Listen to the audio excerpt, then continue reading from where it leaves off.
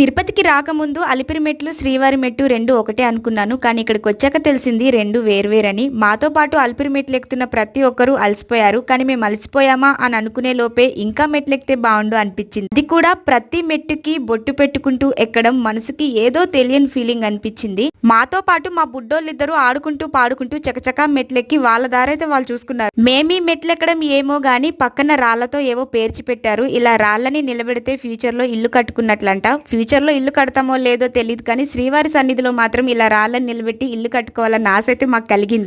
ముందు ఇల్లు కట్టేద్దామని నేను, నా తర్వాత మా చెల్లి తర్వాత వదిన తర్వాత అన్నయ్య, లాస్ట్ కి మా బుడ్డోడు కూడా ఇల్లు కట్టడానికి వచ్చేసాడు. ఏముంది రాళ్లతో ఇల్లు కట్టడమే కదని మా వాళ్ళు అయితే ఒక్కొక్కరు 4-5 అంతస్తులు బిల్డింగ్లు కట్టేశారు. ఫ్యూచర్ లో కూడా మేము ఇలాగే కట్టుకోవాలని నేను ఆ శ్రీవారిని కోరుకుంటున్నాను. నాకైతే ఇలా రాళ్ళని నిలబెట్టడం భలే అనిపించింది. మీరు కూడా మెట్లెక్కేటప్పుడు ఇలా ఇల్లు కట్టారా? కడితే మీకు ఎలా అనిపించింది నాకు కామెంట్ చేయండి. ఈ వీడియో నచ్చితే లైక్ చేయండి, సబ్స్క్రైబ్ చేయండి.